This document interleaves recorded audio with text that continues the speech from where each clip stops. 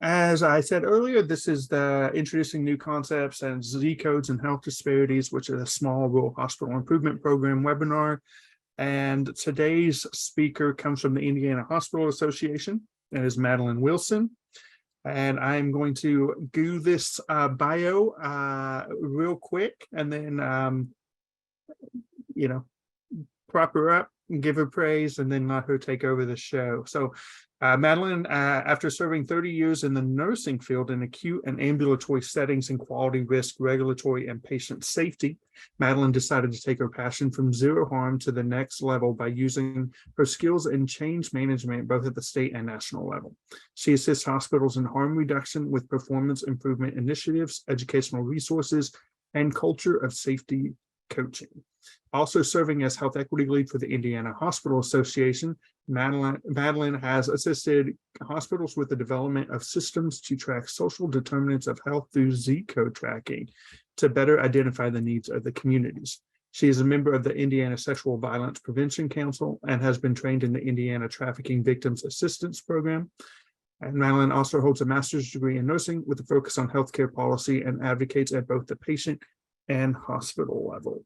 Madeline gave a presentation at NOSLA Region 5 last summer, and we have heard about her and the great job she did there, and we asked her to come and present that information with some changes I know that she's made since then. We had a good discussion and present that to you here today. And so, Madeline, I will hand the floor over to you. I will stop sharing my screen. All right. Thank you. Glad to be here, everyone. I'm going to share my screen. And are you seeing it? Should be. Yes, ma'am. All right. Well, once again, thanks, Matt, and everyone, glad to be here with you today. I'm sitting here looking at myself in this little thing, and I look like I'm bald. I have like this big head of hair pulled back, and my little fuzzy background features making me look really weird. So I'm not going to look at myself when I'm talking, but I see you seem like a pretty spunky group, which is great because I'm kind of a high energy person. So really glad to be here sharing with you guys what I had the privilege to share at the Region 5 meeting, because it's something that I am very passionate about. My wonderful friend and person I've been working with for the last 4 years, Joyce Fillenworth, is on this call today, and Joyce has heard me talking about this for 4 years, and I'm just really excited about where our group of hospitals is with this work 4 years later, because we've been doing this with the 4-year rollout of the SHIP program as the special innovation program. So I'm going to share with you a little bit about that and how we have extended it past just our SHIP eligible hospitals, but through some other grants. So I'm going to take you to school right now. And the first thing we'll talk about, once again, who we are. And if, I'm sure a lot of you are familiar with the hospital associations for your state. Well, probably pretty much the same situation. The quality team at the Indiana Hospital Association supports the work around quality and patient safety by leading multiple grants across the state. You name it, we're leading it as it relates to maternal health, quality and safety issues, culture of patient safety, anything new and innovative. There's a couple of us on my team that we're certified in Lean Six Sigma, so we put those skills to work. And I was fortunate years ago to be on the pilot program from GE as a change agent. And so I think that's what gets me excited about finding something new and a new challenge and kind of linking the innovation to it. So to the school part, as many of you know, social determinants of health, or now the new language for it is social drivers of health. It's been rising up the importance ladder for the last several years. And to refresh your memory, social drivers of health are the conditions in the environment where people are born and they live, they learn, they work, they play, they worship, and they grow old there. And, this affects a wide range of health functioning and quality of life outcomes. All of these things where you live and the experiences of living.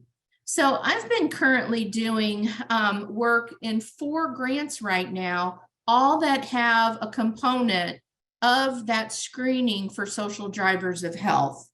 The pandemic did nothing more than elevate situations that people are facing today to prevent them from having optimum health. So some of these grants that were started prior to the pandemic, they kind of took a bit of a turn as we were actually doing the work.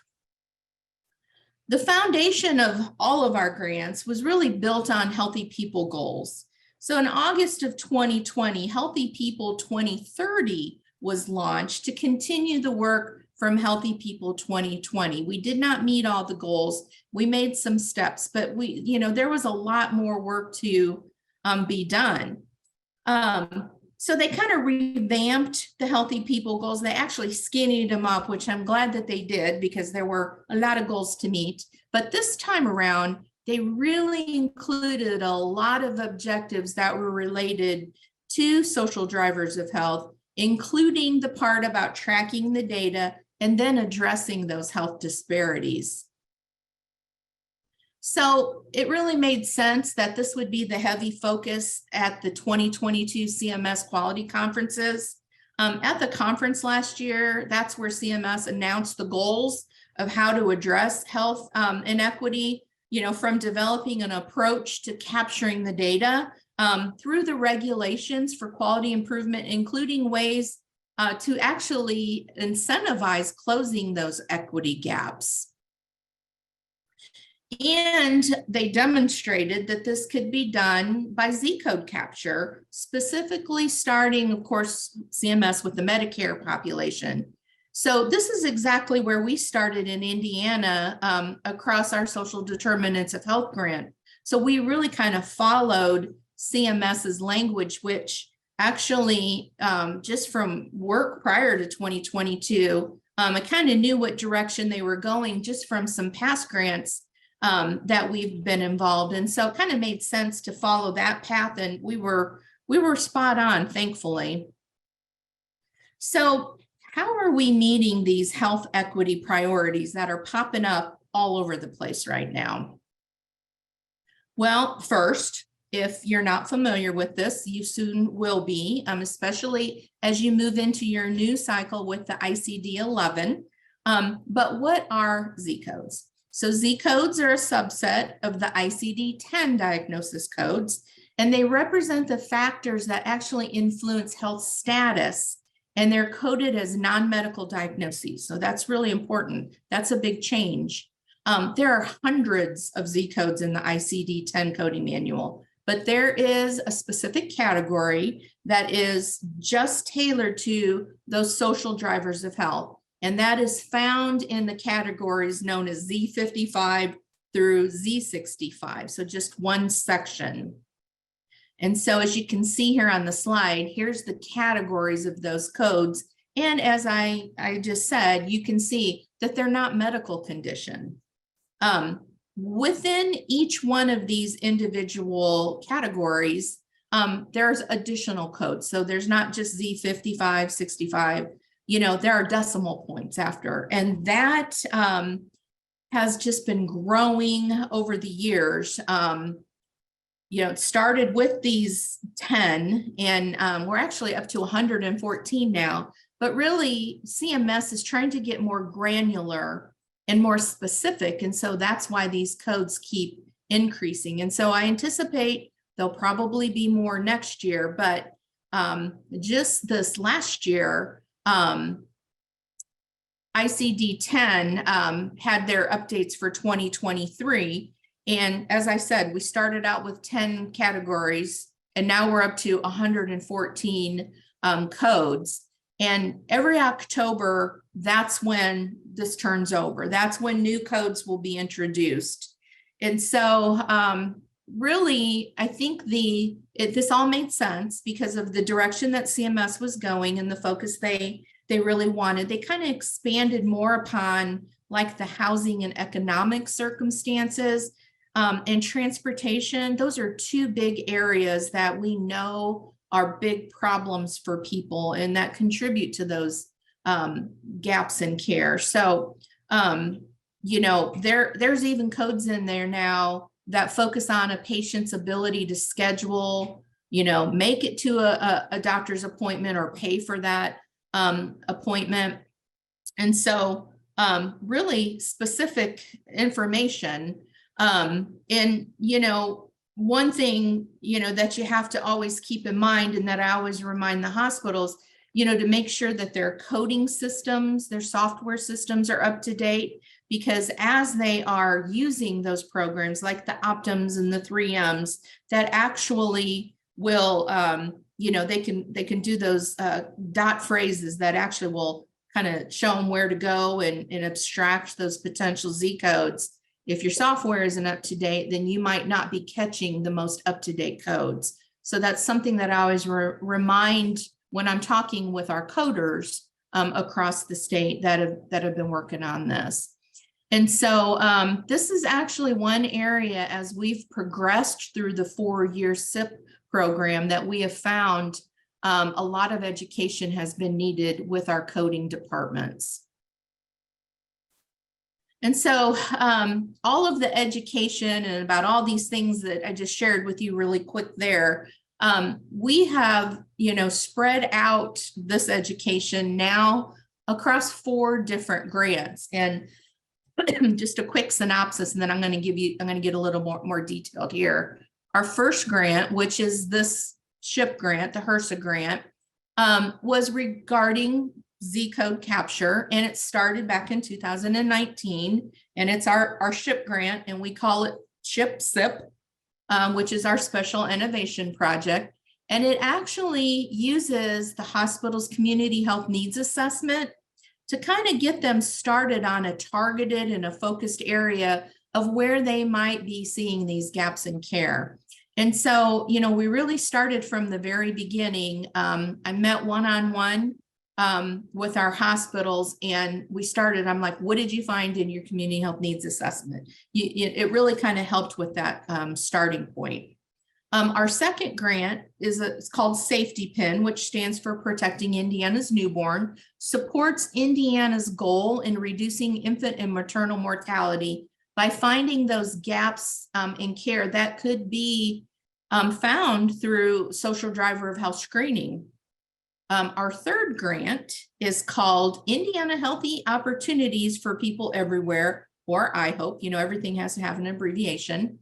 And it's funded by the CDC and was awarded to us by the Indiana Department of Health, State Office of Rural Health. So Joyce and I worked together on this one as well. And that goal is a little bit more specific. It is to address COVID-19 health disparities among populations at high risk in rural communities. And so a little more specific than broad.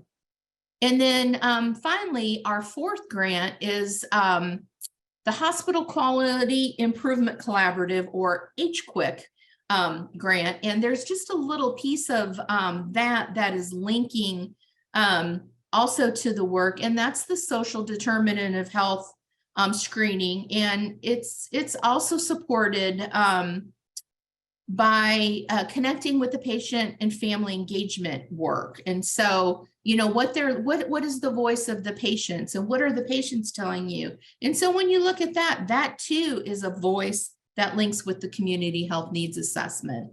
Madeline, a question came into the chat about whether hospitals are currently required, critical access hospitals are currently required to collect Z codes. Hold that thought. Okay, sounds You'll good. hear about that. So hold that thought. But anyway, it too has a component. And so all 4 of these grants that you see here, they're all rural focused. And so our population, except for the Safety Pin grant is every birthing hospital in the state of Indiana. So they are rural and urban in that, but the other 3 grants are all rural hospital focused. So our journey with social determinants of health at times has felt like this little turtle crossing the road. You know, it's a long and winding road because there are so many moving parts to get this process in place and hardwired. It's hard work. It's really hard work. And you know, with the SIP project, you know, it began back in 2019, and it's taken every bit of 4 years for hospitals to even begin to have this be, you know, an everyday part of their workflow. And then, you know, of course, you know, we had the wonderful pandemic come in and kind of throw us off our track. So let's talk about each one of these specific grants, and I'll show you how they look different. And so once again, the SIP grant was to introduce hospitals, you know, what are social drivers of health? What is screening? And what the heck is a Z code? And how are you going to capture that? And so we had 14 of our rural hospitals agreed to take the plunge and hang out with me for 4 years. And, you know, knowing that it was going to be a little bit of a different work and something they've never done before. Will graduate. I'm telling them this is their senior year and that graduation occurs on May 31st. I cannot believe 4 years has already passed and it's right around the corner. But, you know, I like to refer to this grant as our maiden voyage in Indiana, because, you know, I really, when I created some of the work to go into how we would get this done, I really was hypothesizing about a lot of things. And that really comes from, you know, being involved and always, you know, on websites, on webinars and everything else with CMS, kind of seeing the direction that they were going. You know, there's been a lot of learning lessons along the way. And, you know, of course, like I said, then you had this pandemic that came along and, you know, it really, you know, it changed the train tracks, you know, for everybody. But I really think that we're going to reach the finish line in a really good place. And I think that these hospitals are really set up for future requirements, which I'm going to talk about here in just a few minutes. And so, you know, despite some hardships in the middle of the program, not being able to have, you know, good communication, not to have the constant flow because teams were disrupted in these small hospitals, people, you know, they were switching their hats. They were doing things they haven't done in a long time, like patient care maybe. And so really upset the apple cart in a lot of ways.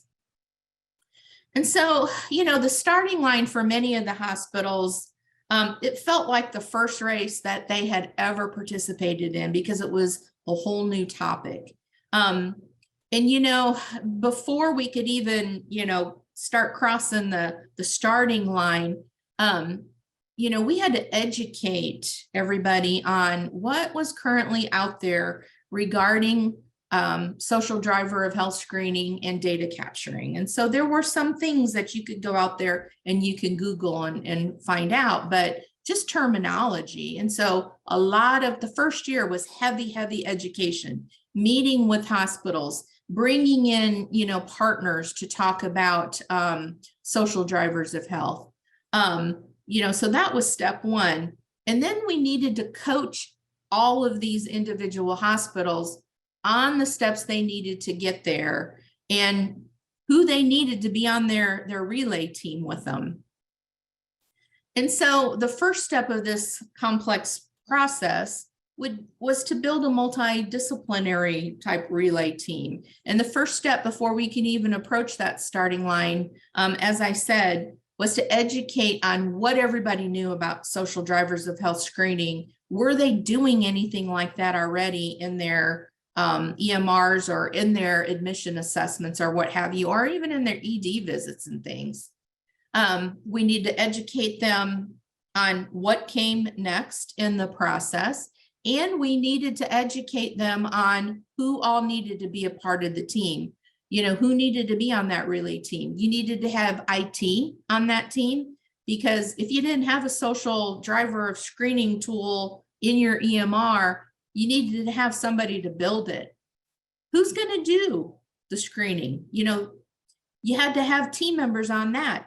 And that's all over the place for our hospitals. Some of them are social workers. Some of them are nursing and doing when they do their admission assessment. Some are lactation consultants on their maternal units for like the safety bin program.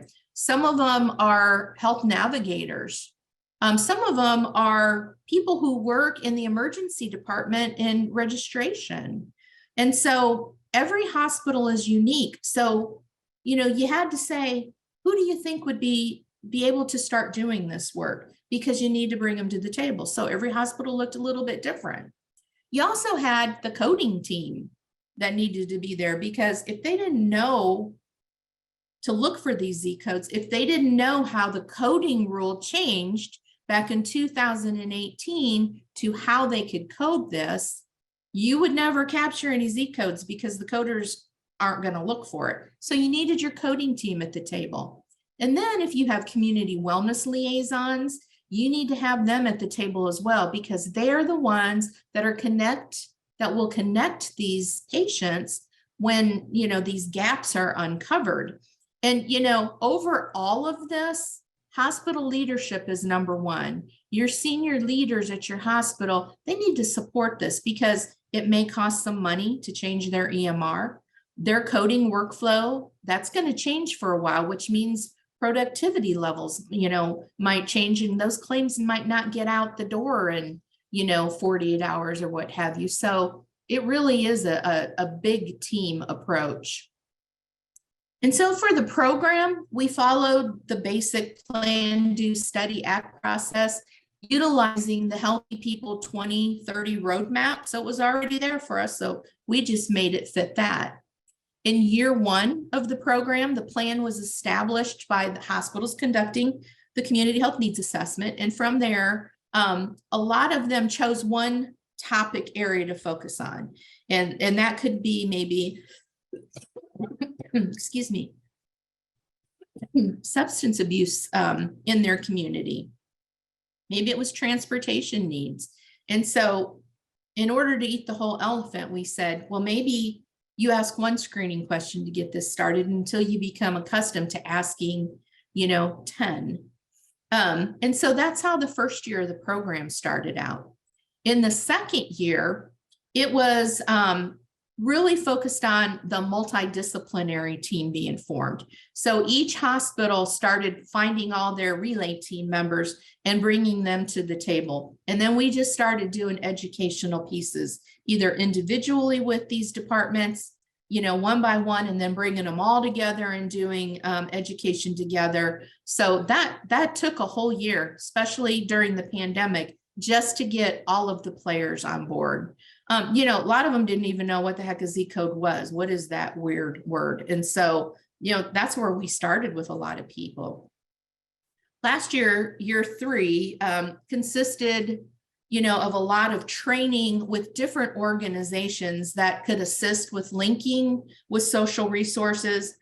We had the folks from findhelp.org come in and talk about their work. We learned a lot from them. They learned a lot from us, as in a lot of our rural hospitals, they're not resourced. So it didn't do them any good to go on Find Help, formerly known as Aunt Bertha, to look for resources, because the resources didn't carry over to that community. So the good thing about that was that Find Help was like, well, we need to know that, because maybe then we can make partnership. Maybe an urban area can link with a rural area and share resources.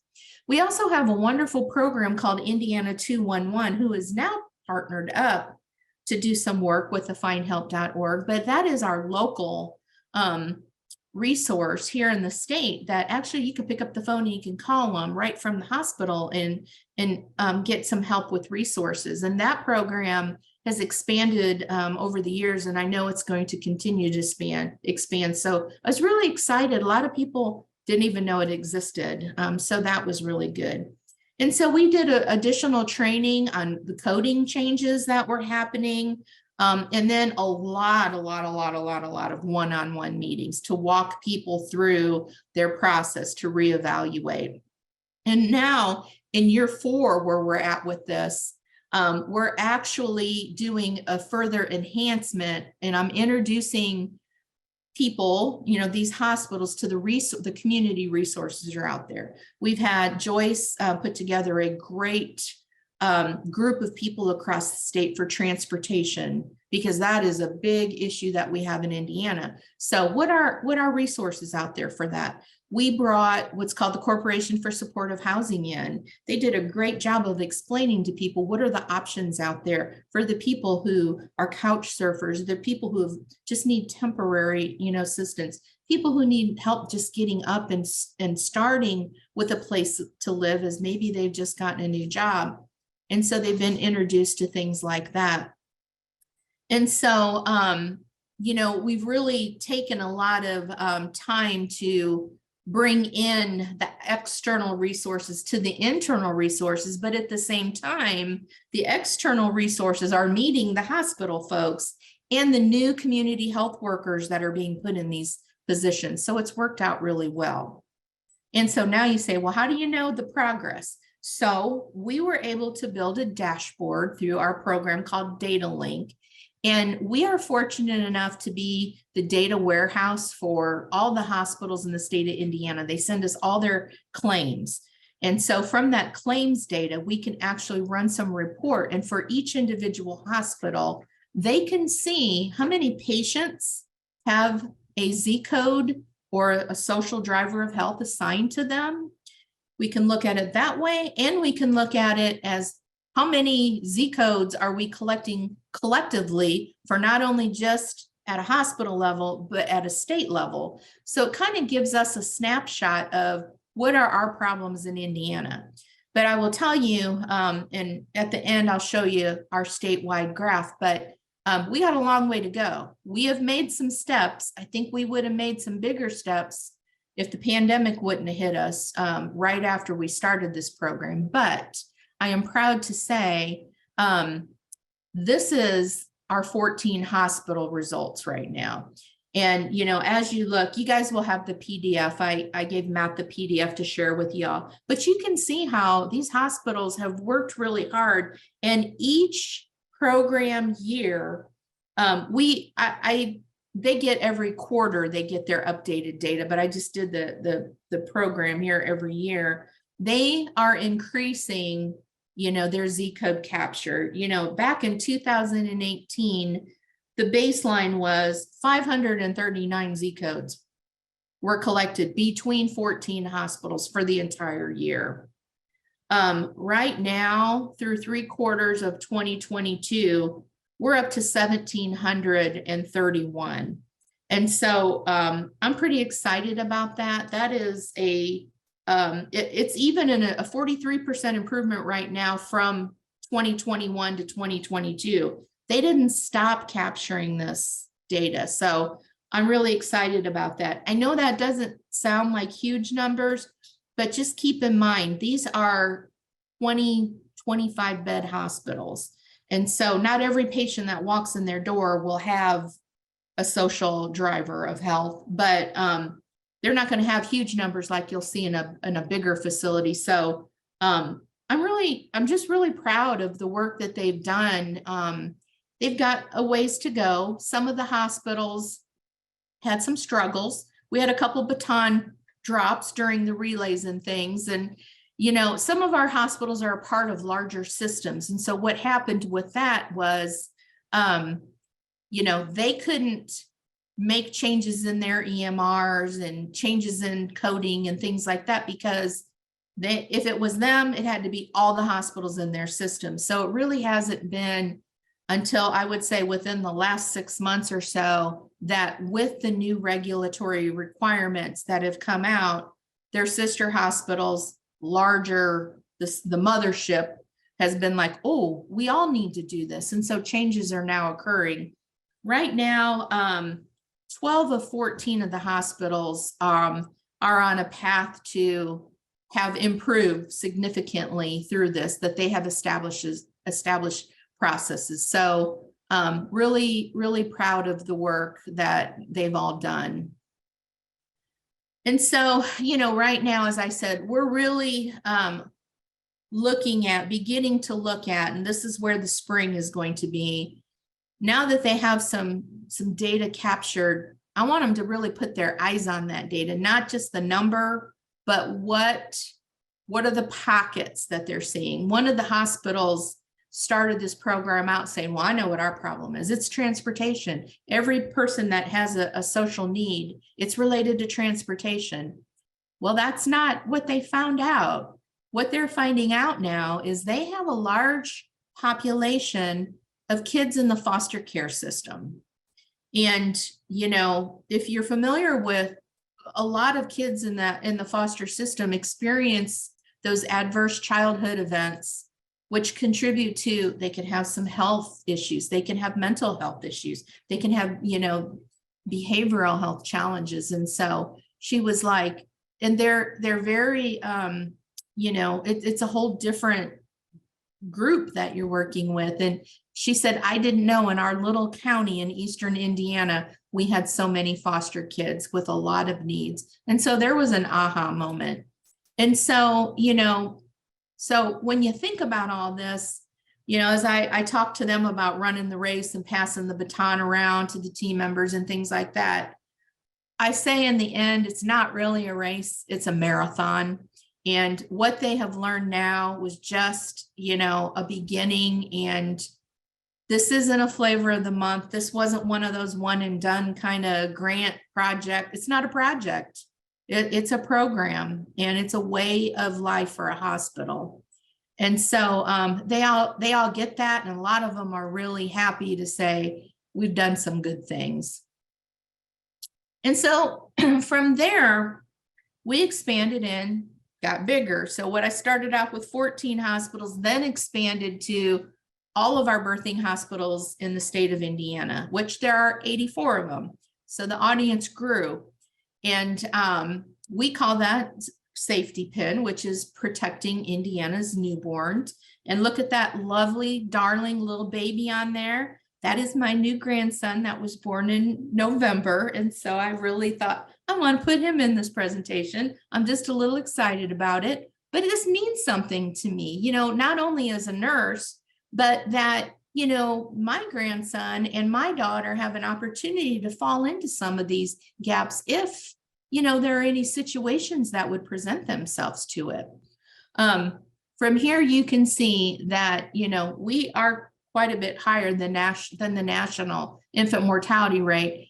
In 2020, we had a slight increase, which we were really anxious about what was, you know, 2021 going to bring. And we did, in fact, have another slight increase.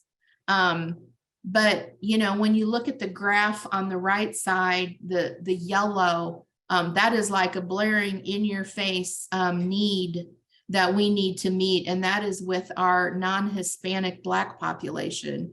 And so, you know, we're able to say, oh my gosh, you know, their rate is 13.2. We have some work to do. And so, you know, with that comes, you know, is there a link to these social drivers with that specific population? When you look at Indiana's contributing factors, you know, to infant mortality, we see obesity, smoking, limited perinatal care, unsafe sleep practices. Those were identified as our top 4. And, you know, looking to the red boxes on here, every single one of those has a social driver or determinant associated with it. And so this is where our work at the Safety Pin, we call it Safety Pin C program, came in. So the grant was initiated due to these numbers. And so when we built this program, we kind of did it the same way with a lot of lessons learned from SIP, but with the focus more on the maternal. You know, we put the program together really focusing on what we call a pedal framework. And so this is specific to the maternal population, but it is very much, it's based on learning health system principles, and it's comprised of 5 pedals, all of which have an action-based item that prioritizes health equity through data collection, analysis, and then of course the actions. So we took, since we had it wasn't 14 hospitals, it was 84 hospitals. We grouped them into cohorts to make the education process, which I educated them very much like I did the SIP hospitals, except I knew a little bit more this time. We educated them in groups, and then we also put them in groups so that they had peer-to-peer contact. And so that's really important. And that is one thing I think our SIP hospitals have enjoyed. They have learned to talk to each other. Hey, we tried this at our hospital. It didn't work. Have you done that? Hey, we use Meditech too. How are you doing the social screening? Are you using their tools? So on and so forth. And so we did but with all 84. But once again, we were working with a different audience here too. And, a lot of people had no idea what this was. And so a lot of education went into that. We then expanded upon our database from DataLink, though, to where a hospital can pull up their specific hospital and they can see all of their Z-code data collection. But by pushing a little button on there, you could just sort it out to OB patients. So now my group that's in this program can look at how many of their mamas are having social needs, screened positive for social needs, and they're being coded on this. And so we were really excited that we could, tune that information down for them. We also added race and ethnicity data to our patients so that we can look at that, because I just showed you, we know our Hispanic Black population has a problem. Are we doing enough screening on that population of people? Right here, you can see the numbers of how many, of each category, we're actually screening. So is there a need there? And so the journey has been quite the journey. It officially kicked off in June of 2021, and it started with the first goal that all 84 hospitals were going to be educated through the Z-code process, social drivers of health, and that all 84 would have been trained, and that they are in the process of putting a screening tool in place. And so, we've got a lot of work ahead of us right now. All of the hospitals are now in that process of screening. But once again, where the SIP hospitals, it was a all or nothing, with the maternal, it's working specifically with just one population. But now it has to expand, really to all the hospitals, every area in the hospital. And so actually that's been a little bit of a saving grace for them to not be a special population. And so you can see here, once again, here's some other good statistics. In 2018, looking at just a snapshot of what we were seeing, there were 762 moms screened positive for a social driver of health. And right now through 2022, 3 quarters data, we're up to 1,690. I anticipate Q4 and first quarter of 2023 to have big numbers, because a lot of people are just now really solidifying this. And so it's been nothing more than the forming, storming, norming, and performing steps along the way. And some of those steps are bigger and harder to reach. And so like SIP and safety pin, same situation. And then our third grant is the Indiana Healthy Opportunities for People Everywhere. Same kind of type of situation, but a little bit of a different twist on it. We're actually looking at one specific population that has a link to COVID. And this was offered to all of our rural hospitals. And we actually had 47 of them that chose to participate in this. So we were excited about that. What our focus is on the COPD population, because we know that this is one of the top chronic diseases in Indiana. Also, along with that, it's linked to readmissions. We also are very well aware of the fact that there's a very big link between COPD and COVID-19. And so, you have these patients that are already compromised in their respiratory health. They contract COVID-19, that puts them in a worse way. That could mean more hospital visits and more need for services. And so that's where we chose to do that. Hypothesize that we would see some interesting data, and we did. We were able to, through our data link, build another dashboard that we actually have for readmissions. And then with the readmissions, so that's how we can see where do we link with COPD. On the right side of the screen, you can see how we can break it down at a county level as well. And we can also look at the rates of mortalities and the number of COPD cases in those specific counties. We've then combined those dashboards, and we can actually look at the top Z-codes and all the Z-codes that are linked with these patients. We get this from their claims data, so these are actual live patients. And we can see if there's a relationship between all these priorities. And then the next component is we linked on there the race, ethnicity, and added the age groups, because it'll help us understand, are we looking at a Medicare population? Are we looking at a younger population?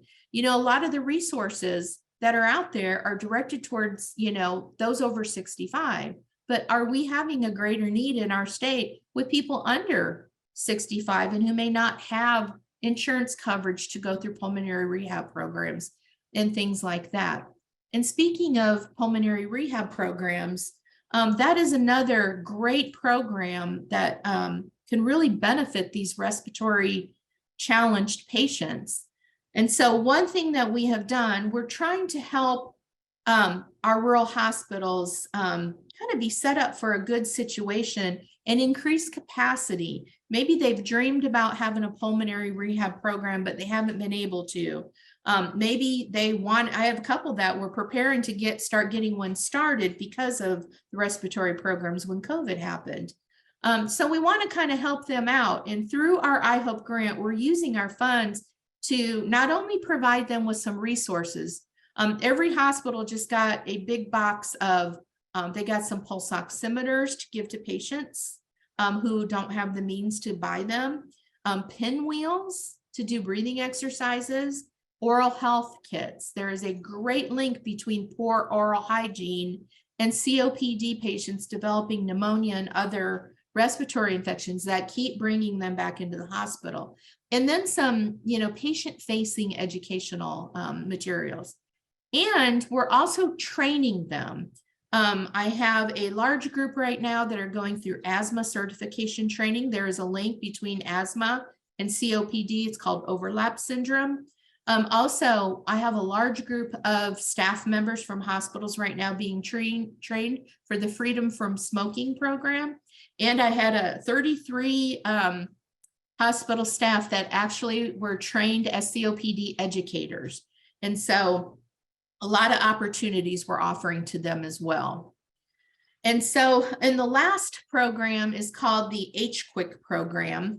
And, as I said, that this program in the very beginning, it not only supports the CMS IPPS rule that just came out, but also when you had just talked about this link with our critical access hospitals required to participate. So right now, CMS came out with their inpatient perspective rule.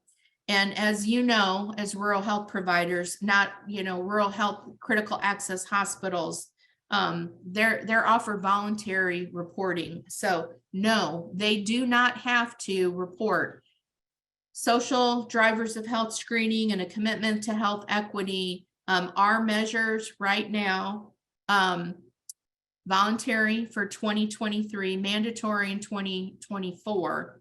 But I think things are going to change for a couple of reasons. For one, if you if your hospital is a Joint Commission accredited facility, they did put those same CMS measures in place. And so if you're not doing some type of tracking and screening for social drivers of health, you could receive a condition of participation. I was just told yesterday that the former HFAP, which is now the ACHC, they are following in that process. And I have not heard yet back from DMV. I can also tell you Leapfrog has made this a priority as well as several payers. And also there's conversation right now, and there's a comment period going on for MBQIP, making those measures mandatory for MBQIP participation. And so it'll be interesting to see what direction that goes. But Anthem has also now put the same measures into place. And in order to get credit on the point, you have to have a program in place to do the social screening, screen positive rate, and a commitment to health equity. So it's coming, and it's going to hit you one way or another. So that's what I keep telling everybody. You might not have to report here, but you might have to report there, or you might have to report there. So be prepared for it. But as I said, has not been an easy process. There's been a lot of, rocks in the way, problems with EMRs and, not being able to have a tool in place, productivity challenges. So many things have come into play with this. Oops, I just hopped a couple. And so with that being said, this is where we are as a state right now. So we started out with about 0.6% of our claims, our patients were screened and had a positive social determinant of health, which we knew that ain't true. We knew we had, because we have a lot of problems in Indiana. In 2019, that went up to 0.69. In 2020, it went up to 0.79. In 2021, it was 0.86, and we are well on our way to exceed that number for 2022. So it's baby steps, and it's really kind of sad if you think that, only 1% of our patients, have been acknowledged as having a social need. But I think that's all going to change as these regulatory requirements fall into place. And so, our next step is to follow the direction that CMS has, laid in front of us for aligning health equity as a priority in our hospitals. And I'll tell you, I share with all of my rural hospitals this Rural Health Equity Quality Summit report. Great stuff. And it's a good thing for like hospitals to read and really understand. So this is another tool that I shared. And then I just talked about these things. When you get the presentation, anywhere you see these underlined bright blue things, this is the actual connection to the document that I've talked about here. So this is talking about all the regulatory things coming into place. And then I just mentioned the Joint Commission. Here's information on that, along with a lot of other payers. United Healthcare has been a big proponent in supporting the coding change rules that went into play. Humana, and it's a big deal in doctors' offices right now. And so, a lot of our rural hospitals have that link with their physician practices.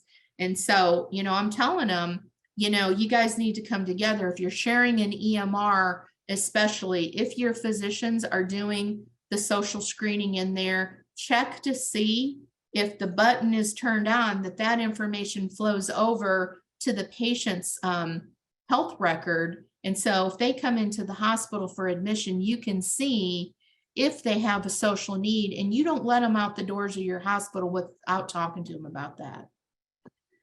Okay, so that is, that's the presentation.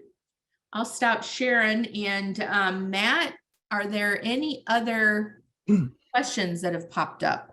Yeah, we have a few things that we've been sharing links back and forth. To make sure that you heard the answer is currently hospitals are not required to collect Z codes. However, they should be planning for a future state in which a requirement would, in some fashion, form, or way, should be, which is another reason why SHIP can help pay for some of the cost in training for population health, social determinants of health, etc., which would include Z codes. So ICD-10, ICD-11, Z codes are a part of the ICD, the International Code of Diagnosis. They're a part of that. And so your training involved with ICD-10 and 11 can also include Z codes.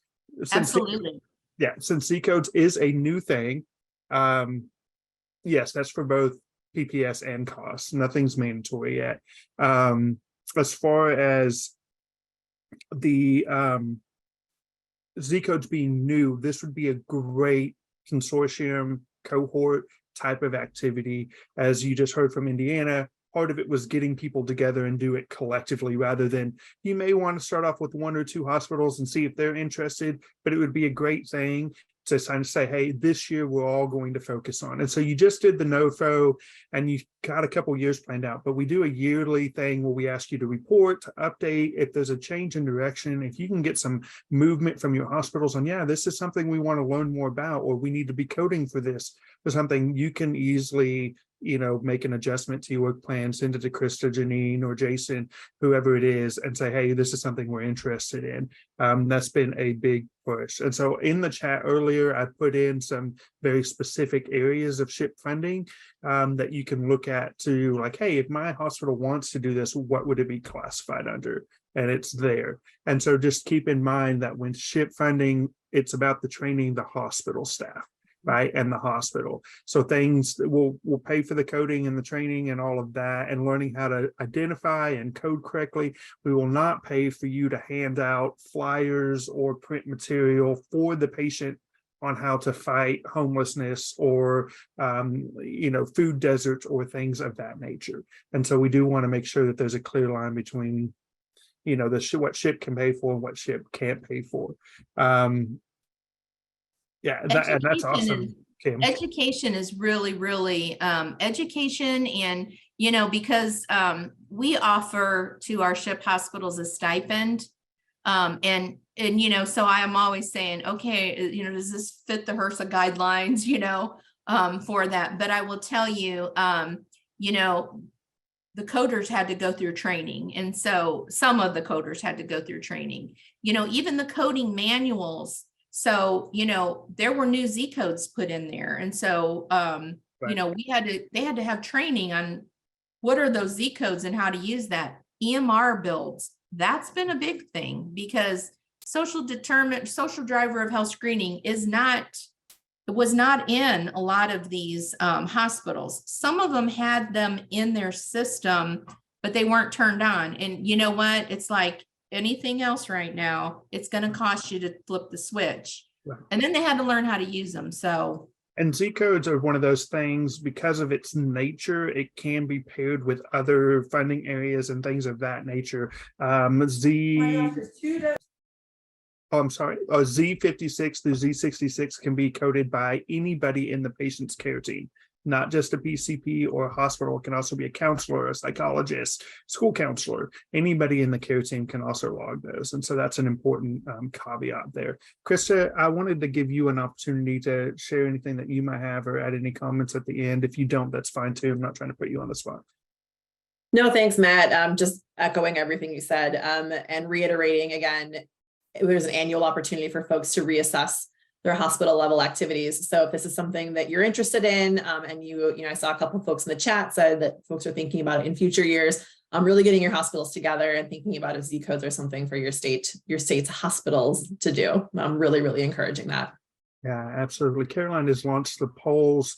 Keep in mind, as you look at Z codes and stuff like Krista just mentioned, there's going to be an opportunity for some of your hospitals to really lead the charge on this in a couple of years, when they come in and say, hey, this part's mandatory, this part isn't, for your hospital say, man, we're already on this. We've got it rock and roll. We've already identified things. We know where our pros and cons are. And that's going to be really important. Of course, the National Rural Health Resource Center, we have a very robust population health toolkit, community self-assessment that you can do, your hospitals can take, your communities can take to really kind of see where you're playing off. We also have tons of data that's updated yearly, pretty much. It is not pretty much, it is updated yearly on, you can, drill down to the county level and already see what social determinants of health are kind of impacting your communities.